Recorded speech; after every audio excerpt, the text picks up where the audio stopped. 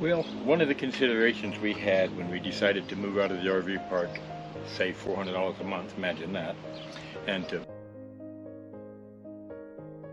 moot stock in the son's back pasture was how we're going to dispose of waste. Well, a couple of years ago when the son had problems with the septic system, we helped come redo the septic lines and we added the lines out here for our hookups for fresh water and sewer and electric. So we got electric, we got fresh water, and we're about to finish the sewer. A couple of the things I really like for having for the RV is the old clear elbow. It's not an exciting thing to see, but it's nice to see what's actually happening, and you can see when you've got them clean for sure. That's the big thing. You know if they have problems, etc. One of those must-haves is to put the spin-on valve, bayonet lock valve. You put that valve at the end with the cap for it for traveling down the road. This booger is closed. So if you have any problems or anything and you take this cap off, you don't get a surprise. You have control here. And then you take that off, you put your clear elbow with your hose on. Then you open up and see what was waiting for you, in case one of the others leaked or were open. Okay. We found out that our problems moving over here, we had a problem with smell, and it turned out that our galley gray tank for the kitchen sink was completely plugged up and spewing out one of the seams. Seems to be a pretty smelly thing too. So after we took that all out and disassembled it and repaired it and put it back, we also found that the line was clogged up and we had problems with the gate valve. These gate valves work wonderful because they're right there, push-pull. I'm about to take this apart and grease it. The valves that they put under the trailers, they like to use, runs about a 6 or 7 foot cable. And the problem with the cable is that it's binding, you're fighting that cable all the way in and out. So the gate on the galley valve is never completely closed. So when you're dumping the other valve, you're getting a little bit of cross flow back into that one, which created a horrible mess in there. We won't even talk about that because we'll be back to talk about the flow jet macerator pump that we're going to put on it. See how it works. It's highly recommended. It was $274 through Home Depot. We'll get on with getting this one already cleaned up. We'll get him greased up with some plumber's valve grease ready to go.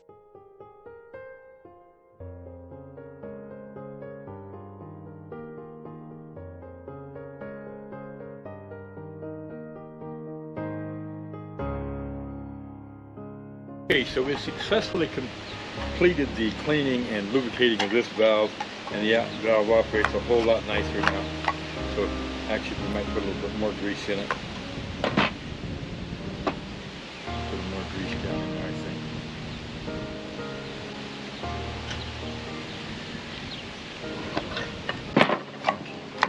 Oh yes. Even a little extra grease. Works like it should. Yes, sir. So he's ready to be replaced back on the vehicle. And the house is first. He's ready to go. The elbow's ready to go. So now we're going to take a look at the flow jet mechanism itself that we bought. Flow jet portable RV waste pump. It's a macerator. It runs on 12 volt. Connects directly to the 3-inch sewer line. It's portable, comes in its own case. So, we'll see what happens.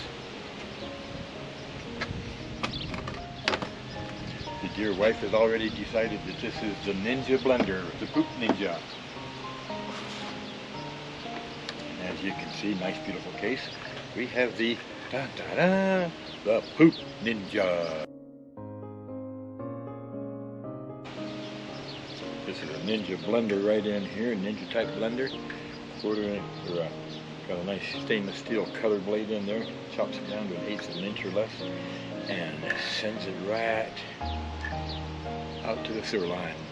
You can run it to a sewer line, you can run it to a drain, you can run it into a toilet even.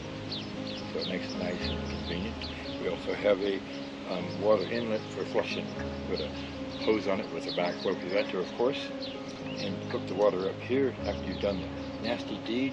Turn the water here, get it squirted up there, and you can turn it off and run it until it runs clear. Clean up the pump before you put it back. So we're going to see how this hooks up and works on our system here. Lead with the 12-volt wiring. We're wiring it from your 12-volt wiring source, power source. And it also comes with the necessary O-ring or replacement spare O-ring, it says. Answer that question. And then we have the power button. I think I've seen this before. They hit the power button, and oh my gosh, we shall find out. Stay tuned, folks, because stuff happens. This will be on the RV. We'll hook up our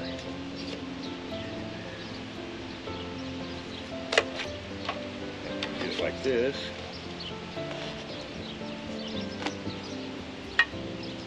Okay. And then the Poop Ninja can go right like that. Turn him so he points back towards the waste site. He'll go like that, and the beautiful creative things will come down through here and squirt out right there in a 3/4-inch garden hose. Here's where you made your critical mistake. Fire in the hole! They hit the power button. Oh my gosh.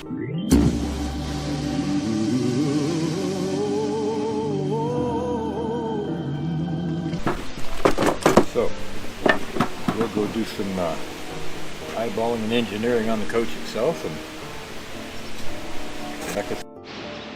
well, we've got it all set up here, and I think we're at the moment of truth of firing up the Poop Ninja and see if it's true that shit happened. Okay, let's find out here, boys and girls.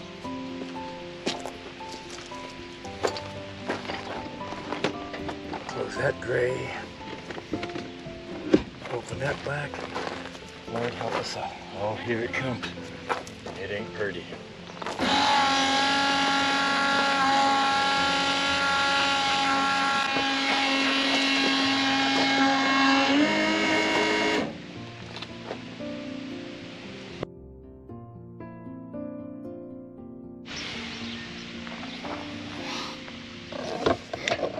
So we ran it through, got all the dark matter out of the thing, and then dumped each one of the gray tanks through it and flushed water, and it's clean as a whistle and works like a charm.